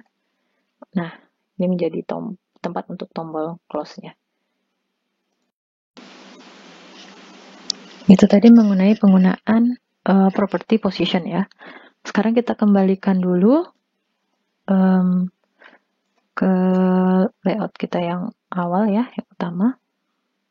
Nah, sebetulnya layout yang kita buat ini masih ada satu permasalahan ya, yang kurang sempurna ini. Jadi, misal sini saya kasih di bodinya ini ya, background color. black misalnya. Nah, maka teman-teman bisa melihat bahwa sebetulnya ini antara kolom aside dan kolom artikel ini ada gap ini ya, ada ini celah ini yang diisi oleh warna hitam. Nah, kalau seandainya kita tambah ya, misalkan kita tambah isi dari kolom artikel ini, misalnya ini artikel ya. Tadi salah, ini bukan section, tapi ini artikel. Nah, misalkan ini kita tambah lagi isinya ya, paragraf, lorem 100 misalkan. Kemudian kita tutup paragrafnya. Nah, ini nanti di sini yang kurang ya. Jadi kalau ini yang panjang kontennya, kolom aside-nya yang ada celah. Begitu seterusnya kalau misalkan isinya bertambah, kita akan susah menyesuaikan besar kolom aside dan kolom artikel. Seperti itu. Jadi akan terjadi celah ini terus-menerus seperti itu. Karena kan isi dari sebuah website itu sangat dinamis ya. Bisa jadi nanti kita mengambil isinya itu dari database seperti itu kan. Sehingga kita tidak tahu panjangnya, kita tidak bisa ekspektasi berapa panjangnya gitu. Jadi walaupun kita sudah atur tinggi dari kedua kolom ini sama, bisa jadi nanti malah terjadi overflow seperti itu. Ada yang tumpah ininya kontennya. Nah, maka untuk mengatur kedua kolom ini ya agar lebih fleksibel, ada yang namanya CSS Flexbox. Nah, jadi dengan CSS Flexbox layout ini ya, CSS Flexbox layout modul sebetulnya namanya. Itu mempermudah mendesain struktur halaman web dengan lebih fleksibel gitu, kotaknya itu tadi ya, tanpa menggunakan float dan positioning. Jadi kalau misalkan float dan positioning tadi agak sedikit ribet dan pusing ya mengatur posisinya dan segala macam, dan kita bisa menggunakan yang namanya CSS Flexbox. Nah, untuk mulai menggunakan model Flexbox, itu pertama kita harus menyiapkan elemen kontainernya dulu ya. Untuk kontainernya itu kita bisa pakai div seperti itu atau apapun lah, dengan menyetel properti display-nya menjadi flex. Jadi kalau tadi yang teman-teman sudah ketahui display itu ada block, inline block, maka sekarang tambah satu lagi ya, ada yang namanya display-nya itu flex. Itu untuk mengatur supaya kotak atau kontainer tersebut menjadi flexbox. Nanti elemen-elemen yang di dalam kontainer itu akan otomatis menjadi item fleksibel. Nah, kalau untuk contoh yang kita tadi, maka kita mau kedua kolom ini kan yang fleksibel ya. Kedua kolom ini fleksibel, maka kita harus mengatur kontainernya. Kontainernya menjadi displaynya flex. Kontainernya di sini adalah yang tadi kita buat, namanya main ya. Maka main ini kita ganti displaynya display flex. Nah, maka kedua kolom ini, aside dan artikel ini, sekarang dia sudah menjadi flexbox. Dia akan fleksibel mengikuti konten nanti yang sifatnya dinamis, mau siapapun yang lebih panjang, kedua kolom ini akan tetap sama tingginya. Itu penggunaan dari CSS Flexbox, salah satunya adalah seperti itu. Nah, selain menggunakan CSS Flexbox, ada juga yang namanya CSS Grid.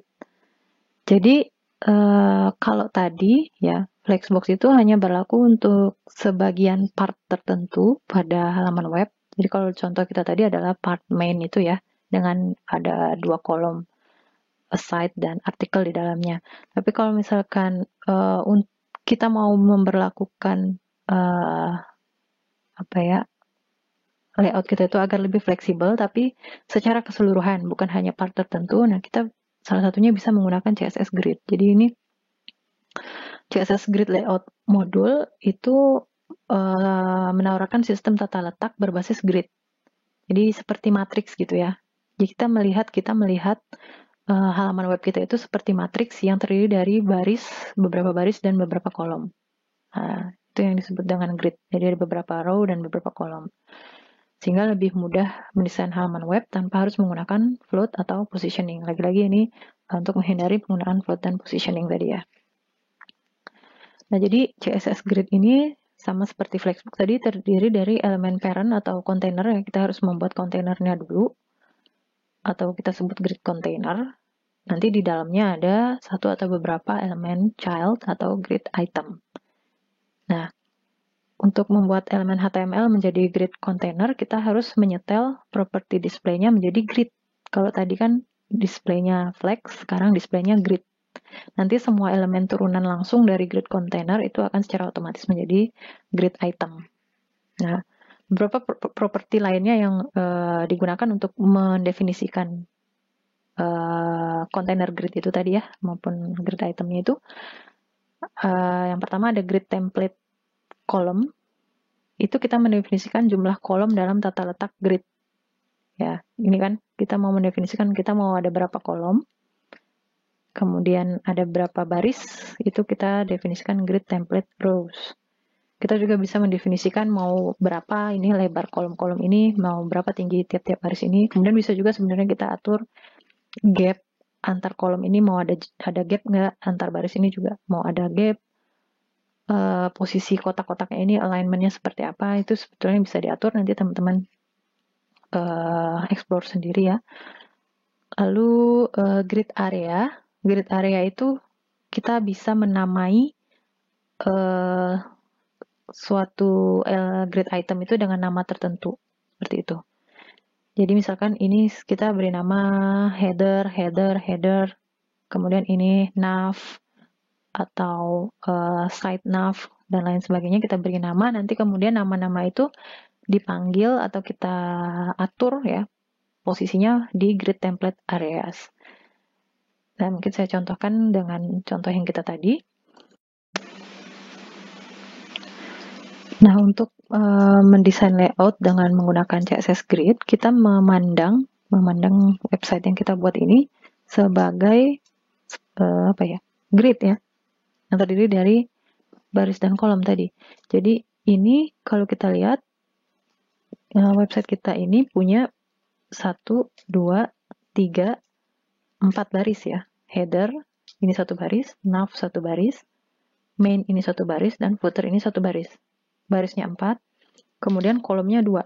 Ini. Jadi ukurannya 4 kali 2. Nah, caranya gampang banget kalau mau mengubah ini menjadi berbasis grid ya. Maka kita anggap ini grid kontainernya, misalkan body ya. Body kita jadikan sebagai grid container. Body ini maka displaynya, marginnya biarkan auto. Kita buat displaynya ini menjadi grid ya. Kemudian kita definisikan kolom grid template column. Nah, misalkan kita mau ini tadi 25 dan 75 ya. 25 dan 75%. Nah, kemudian kita definisikan row itu biarkan auto mengikuti isi dari websitenya. Nah, sekarang yang perlu kita lakukan adalah mendefinisikan area grid ya. Grid template area, grid template area. Nah, saya maunya ya, kan 4 kali 2 ya. Berarti header ini kan dia memakan 2 kolom ya, untuk baris header sendiri. Jadi posisinya seperti ini, header. Baris pertama kolom 1 dan 2 itu kita alokasikan untuk header. Lalu baris kedua, kolom 1 dan 2 kita alokasikan untuk nav. Seperti ini, nav. Ya. Lalu yang baris ketiga kita alokasikan yang kolom pertama untuk aside, kemudian kolom kedua itu untuk artikel. Baris terakhir, baris keempat, itu kita alokasikan untuk footer di kolom pertama maupun di kolom kedua. Nah, seperti ini ya. Kita sudut pandangnya melihat website kita ini sebagai grid tadi, baris dan kolom. Nah, ini jadi di header ini kita buat ya grid area. Grid areanya adalah header seperti ini. Nah, kemudian yang nav juga kita buat grid area nav. Untuk aside, karena kita kalau sudah pakai flex maupun grid ya kita udah tidak menggunakan float, maka ini kita komen, kita kasih grid area ini artikel. Width-nya juga tidak perlu karena kita sudah definisikan di grid template tadi ya. Ini juga untuk artikel kita tidak perlu menggunakan float lagi. Width-nya juga sudah kita definisikan. Tinggal kita definisikan areanya ada di artikel.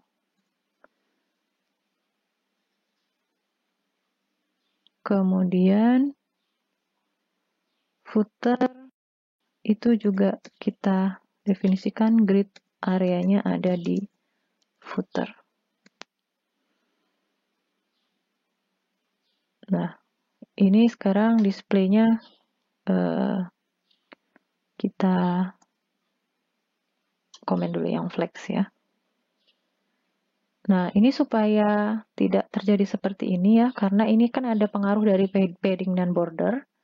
Maka supaya gridnya bisa bekerja, kita tambahkan untuk semua elemen itu box sizing,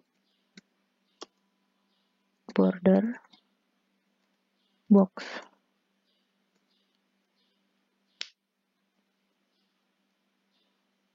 Seperti ini.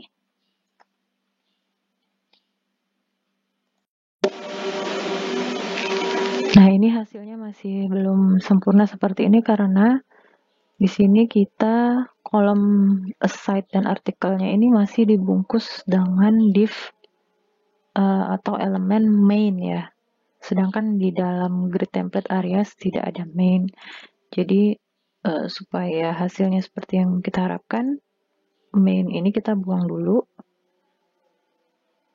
Main ini kita buang. Tapi ini jadi kacau ya karena ada yang fix positionnya, ada yang static.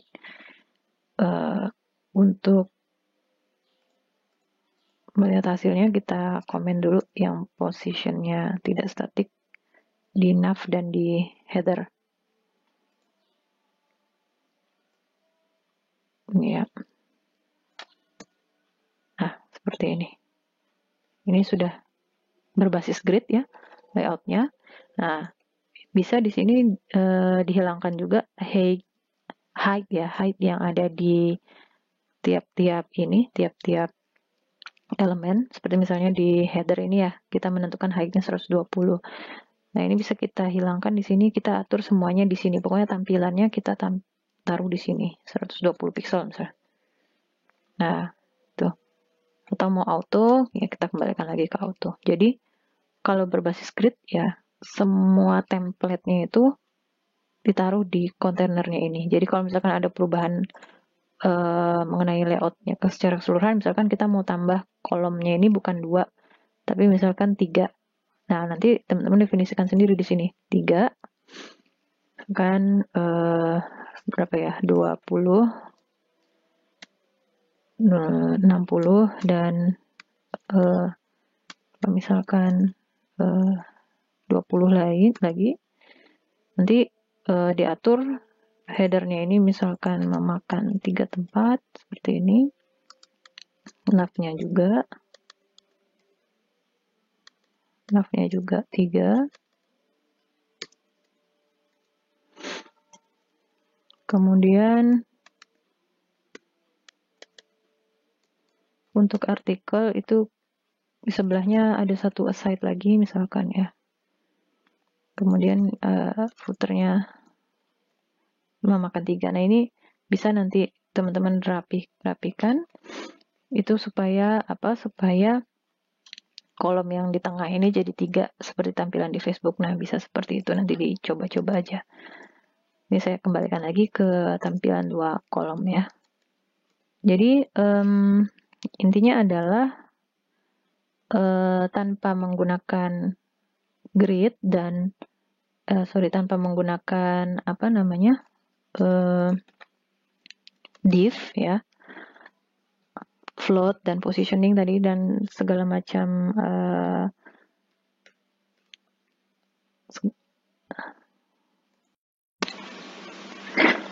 sama halnya dengan box model tadi yang sudah kita pelajari ya, ada sifat-sifat tinggi dan lebar, kemudian display positioning, ada overflow dan lain-lain. Flexbox dan grid itu dia juga punya sifat-sifatnya sendiri ya, ada sifat-sifatnya sendiri, berbagai macam properti yang bisa diatur untuk mengatur behavior dari flexbox dan grid gitu. Tapi saya tidak bahas di sini. Nanti saya akan berikan link ya untuk sumber yang recommended menurut saya untuk belajar lebih dalam mengenai flexbox dan grid. Nah, terakhir dalam hal mengatur layouting ya, mengatur tata letak dan tampilan dari sebuah halaman website, ada beberapa hal yang perlu teman-teman perhatikan, bahwa HTML dan CSS itu menyediakan banyak fitur ya, sebetulnya ada banyak banget ya kalau teman-teman lihat di reference-nya, tapi harus digunakan dengan hati-hati dan bijaksana ya. Bukan berarti semua fitur itu harus dipakai gitu, semuanya harus ditaruh di halaman web, ya tidak juga gitu. Terutama untuk warna dan bentuk font, ya itu harus digunakan dengan hati-hati, terutama menggunakan font gelap dengan latar belakang terang ya, itu yang biasanya digunakan oleh orang-orang ya, bukan sebaliknya, bukan menggunakan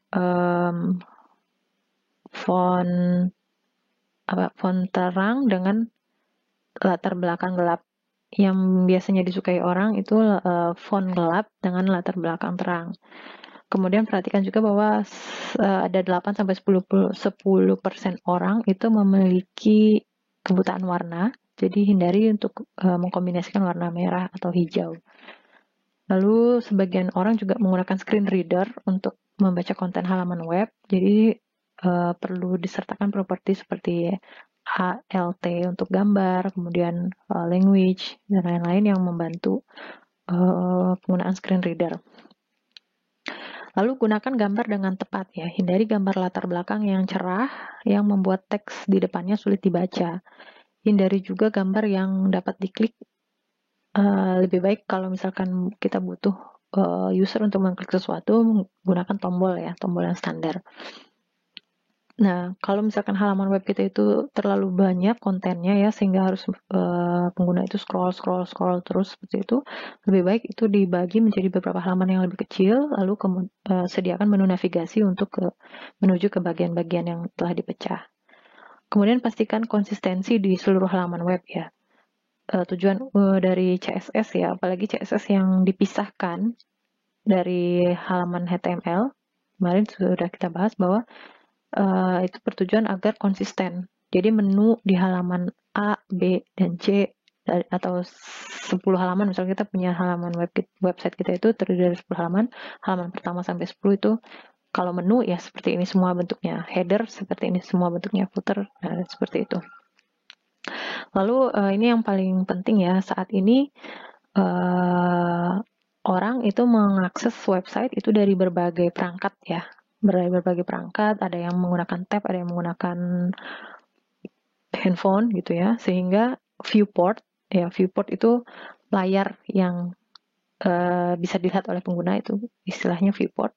Viewportnya itu berbeda-beda ukuran ya, berbeda-beda ukuran, sehingga kita harus bisa membuat website kita itu responsif, menyesuaikan ukuran layar yang digunakan oleh pengguna gitu. Jadi supaya bisa menyesuaikan layar yang digunakan oleh pengguna, ada baiknya seperti ukuran font ya, ukuran box yang kita taruh di halaman website kita itu bukan menggunakan fixed size ya, seperti pixel kayak gitu, sentimeter yang ukuran yang fix, tapi kita menggunakan ukuran-ukuran relatif. Contohnya yang persen seperti itu ya. Jadi sehingga kalau misalkan width-nya kecil, dia akan sekian persen dari halaman dari viewport yang kecil juga seperti itu. Jadi ukurannya membesar dan mengecil sesuai dengan viewport perangkat yang digunakan oleh user. Jangan bergantung tampilan kita itu bagus kalau misalkan layarnya 1000 pixel misalkan seperti itu. Nah itu ketika nanti dibuka di halaman yang pixelnya berbeda ukurannya ya, nanti akan jadi berantakan tata letaknya. Jadi tidak bergantung pada ukuran jendela tertentu atau ukuran tertentu untuk tata letak ya, karena itu mungkin saja berubah. Nah gunakan desain yang adaptif atau responsif. Jadi apa yang dimaksud dengan responsive design? Responsive design itu tadi ya, halaman web itu kan dapat dilihat di berbagai perangkat tadi ya. Jadi desain web responsif itu menggunakan CSS dan HTML untuk mengubah ukuran, menyembunyikan, mengecilkan, memperbesar, atau memindahkan konten jadi agar terlihat bagus di layar manapun. Nah, desain responsif itu menggunakan satu halaman web dan gaya sebetulnya yang kita lihat ya, misalkan web BPS ya kalau teman-teman buka di PC dengan di HP, itu kan tampilannya seperti beda ya. Kalau yang di HP kan seperti lebih sederhana, ada menu-menu yang hilang, ada tampilan yang hilang.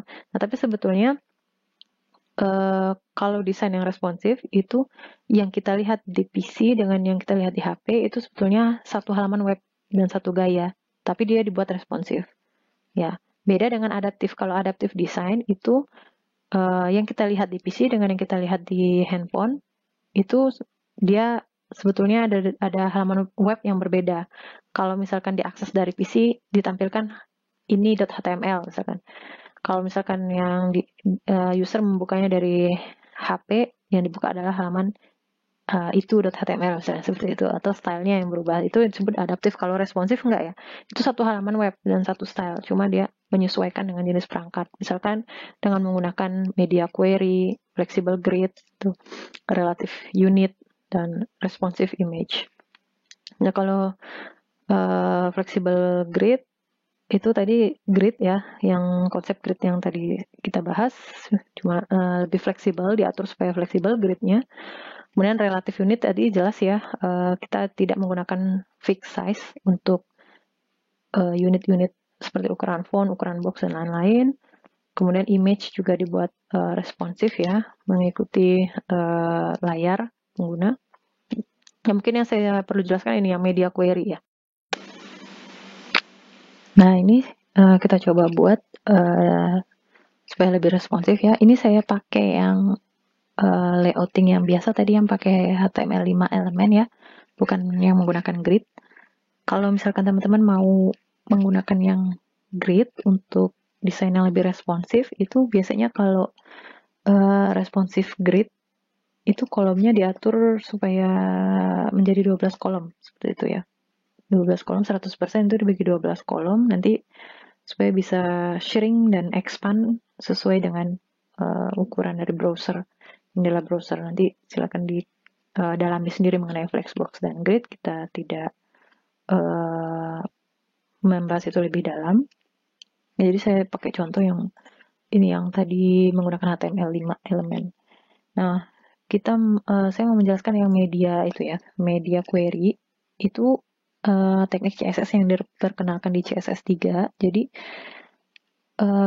itu adalah rule untuk menyertakan blok properti CSS hanya jika kondisi tertentu benar. Nah, jadi seperti itu ya. If screen-nya ukurannya segini, jalankan CSS seperti ini. Nah, itu logiknya seperti itu. Jadi, ini saya tambahkan potongan program add media seperti ini ya. Screen. Kalau maksimum width-nya itu 600 pixel misalnya. Kalau dia 600 pixel, maka yang main ini saya pengen dia bertumpuk ke bawah tuh ya.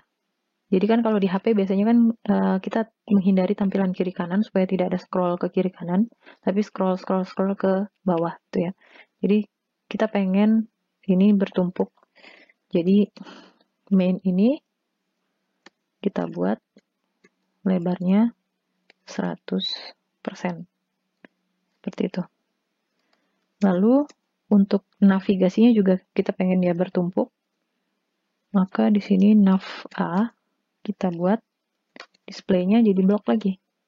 Displaynya jadi blok tadi kan itu inline ya. Kemudian text align kita buat kiri. Nah, kita lihat hasilnya seperti apa. Nah, seperti ini. Nah, ini masih belum bekerja untuk yang mainnya ya, karena tadi kita mengatur mainnya itu kan flexbox. Kalau flexbox dia punya cara sendiri agar responsif. Jadi cara yang ini bisa diterapkan kalau misalkan menu ini bukan flexbox. Ya, kita komen dulu flexbox-nya. Nah, ini tapi jadi ada bolong seperti ini ya. Ini kita terapkan untuk artikel dan site. Nah, seperti ini. Jadi kalau misalkan layarnya kecil di HP, user akan melihatnya seperti ini. Linknya bertumpuk dan isinya juga bertumpuk. Seperti itu. Mungkin ini ditambahkan top padding topnya ya. Ditambahkan sedikit lagi. Misalkan 250 pixel mungkin. Oh, kejauhan ya. 200. 180. 150 mungkin. Nah, seperti ini. Nah, tapi kalau kita balikin lagi, jadi ada bolongnya lagi, karena dia bukan flexbox, sudah bukan flexbox. Nah, caranya supaya dia tetap flexbox di saat di screen besar, dan tetap responsif di saat screen kecil. Nah, caranya adalah seperti ini, untuk mengkombinasikan flexbox dan responsive design. Ini mainnya tetap flex, nah seperti ini ya, tidak ada bolongnya lagi. Nah, ketika kecil layarnya, ini kan nggak berlaku tuh. Nah, jadi mainnya harus diatur supaya flexbox direction namanya ya, flexbox flex direction itu menjadi column. Nah, seperti ini jadinya. Kalau dia di HP layar kecil, seperti itu ya. Mengkombinasikan responsive design dengan flexbox jadi flexbox yang responsif. Nanti bisa teman-teman perdalam lagi mengenai layouting ini ya, dan desain. Bisa diatur, dimain-mainin kontennya, ini dirapikan. Misalkan ini ditaruh apa deskripsi, misalkan ini judulnya diganti gambar, diberi judul yang benar, footer ini link atau alamat yang bisa dihubungi. Misalkan ini saya gabungkan dengan tabel dan form yang kita sudah buat di materi sebelumnya di HTML ya. Jadi ketika saya klik anggota aktif ya, ini keluar tabel yang waktu itu kita buat, tapi ini lebih dipercantik tampilannya. Kemudian kalau saya klik link ketiga, daftar sekarang, maka ini keluar form yang waktu itu sudah kita buat ya, dan tinggal dipercantik aja tampilannya. Nanti teman-teman coba supaya jadi seperti ini, halaman web sederhana, ini jadi ya website sederhana yang pertama kali teman-teman buat. Demikian ya teman-teman untuk pembahasan mengenai CSS sampai di sini. Ini sumber-sumber jika teman-teman ingin mendalami mengenai materi ini lebih lanjut ya. Sekian dan terima kasih.